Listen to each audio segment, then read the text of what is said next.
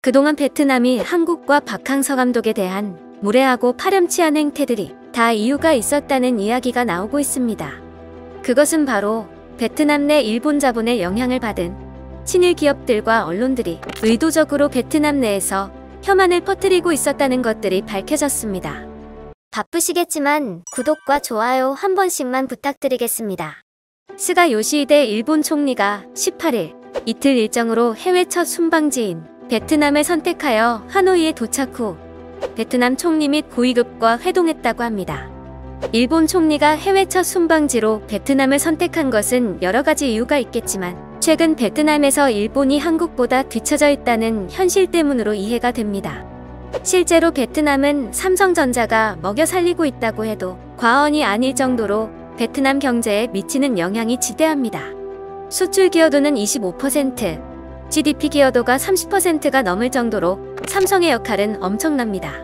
또한 스포츠계에서는 박항서 매직이라 부를 정도로 2년간 박항서 감독이 이뤄낸 기적 같은 베트남 축구 발전은 이제 베트남과 한국을 넘어 태국, 인도 등 동남아시아는 물론 중국에까지 웬만한 사람들은 다 알 정도입니다. 대다수 베트남인들도 삼성을 필두로 한 한국 기업들과 박항서 감독에 고마움과 찬사를 보냈지만 일부 베트남인들은 삼성과 박 감독이 없어도 경제 발전과 축구 발전을 이룰 수 있다며 주장했습니다. 그동안 한국인들은 평소에 관심도 없던 동남아 축구 경기를 박 감독 때문에 시청하면서 베트남을 열렬히 응원하게 되었지만 코로나 사태 이후 베트남이 보여준 행동으로 많은 한국인들은 실망과 배신감을 느꼈습니다. 이것은 뭐 더 이상 설명이 없어도 잘 아실 것이라 생각합니다. 여기에는 배후 세력들이 있었습니다.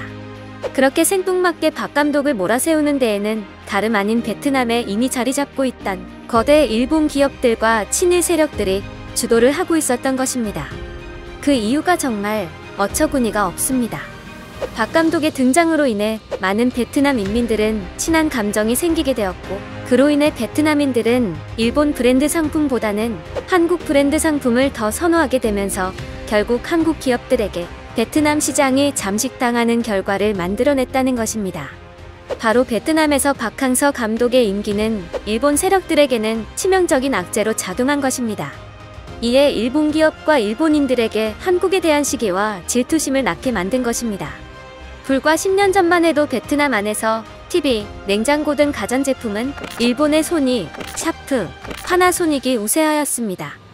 그러나 현재는 삼성과 LG 두 브랜드가 일본 브랜드를 훨씬 앞질렀습니다. 오히려 일본 브랜드의 가전제품들이 한국 브랜드를 잡기 위해 저가 공세를 할 정도입니다. 일본의 자존심이라 할 수 있는 자동차 산업은 동남아 시장에서 단연 압도적인 1위를 기록하고 있었습니다. 하지만 현대차가 4년 전 본격적으로 베트남에 진출하면서 작년에는 일본 토요타와 엇비슷한 판매 실적을 기록하다 올 상반기에는 현대차가 토요타를 누르고 1위를 차지하였습니다. 현대차와 기아차의 판매량이 일본의 토요타, 혼다를 포함한 7개 브랜드의 판매량을 합친 것보다도 많습니다. 이러한 상황이니 일본 기업과 친일 세력들은 미칠 지경일 것입니다. 하루 자고 일어나면 한국이 일본을 저 멀리 앞서 나가고 있으니 한국에 대한 감정이 좋을 리 없습니다.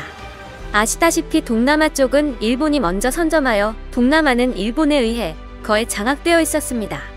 일본 자본이 동남아에 오랜 기간에 걸쳐 투자되어 왔었고 일본 자본으로 부를 축적한 세력들, 즉 친일 성향의 사람들이 지금 베트남을 포함한 동남아 시장을 움직이는 세력들입니다. 베트남의 기존 언론들은 일본 기업들로부터 지원을 받고 있기 때문에 국가의 부담이 없는 기사들의 경우 대부분 자본의 힘이 언론을 쥐락펴락한다는 것입니다. 반면 베트남 정부는 자국의 실익을 위해 한국과 일본 모두와 잘 지내고 싶어 합니다. 최근 한국의 베트남 경제 기여도는 어마무시할 정도이기 때문에 베트남 정부에서는 한국이 가장 절실하게 필요한 나라인 셈입니다. 지난 2월 말 베트남副총리는 코로나 이후 연일 삼성전자와 효성을 직접 방문하며 7월 정부에서 주최하는 한국의 기업인들과의 간담회를 3번씩이나 개최한 것을 보면 한국 기업에 얼마나 기대를 하는지 알 수 있습니다. 하지만 일본 기업이나 일본 자본의 영향을 받는 베트남 일부 언론들은 좀 다르게 움직이고 있습니다. 친일 세력의 영향을 받을 수밖에 없다는 것입니다. 얼마 전 언론 계열사도 가지고 있는 베트남 재계 10위권에 있는 IT 전문기업 FPT가 태평양 전쟁 전범 기업들이 몰려있는 일본 경단련에 가입하면서 일본 성향을 드러내고 있는 것도 무관하지 않습니다. 이런 언론들은 당연히 정부의 통제하에 있습니다만 정부의 눈치를 봐가며 기사를 만들고 있습니다. 삼성 관련 기사에 대해서는 정부가 주시하고 있기 때문에 조심스러운 입장을 취하고 있지만 스포츠 기사는 정부의 통제가 덜하기 때문에 좀 다른 자세를 취하고 있는 것입니다. 지난 8월 베트남 정부는 박항서 감독에게 2급 노동 훈장을 수여합니다. 당시에 베트남 축구계나 언론들의 박항서 감독 몰아세우기와는 다르게 베트남 정부는 박항서 감독 달래기를 한 것입니다. 박항서 감독에게 수여한 2급 노동 훈장은 베트남 역사상 외국인에게는 최초로 수여된 훈장이라고 하니 이 정도면 베트남 정부도 박 감독의 공로를 진심으로 인정하고 박 감독에게 엄청난 고마움을 표시한 것이라 볼 수 있습니다. 베트남 입장에서는 한국이나 일본 둘 다 버릴 수가 없기 때문에 한쪽에서 물어뜯으면 한쪽에서는 다독거리는 상황들이 연출되는 것입니다.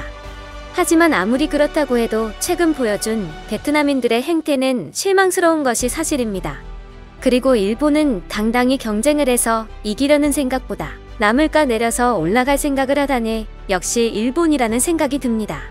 오늘 준비한 소식은 여기까지입니다. 여러분들의 소중한 의견은 댓글로 남겨주시고 시청해주신 분들 모두 감사드립니다.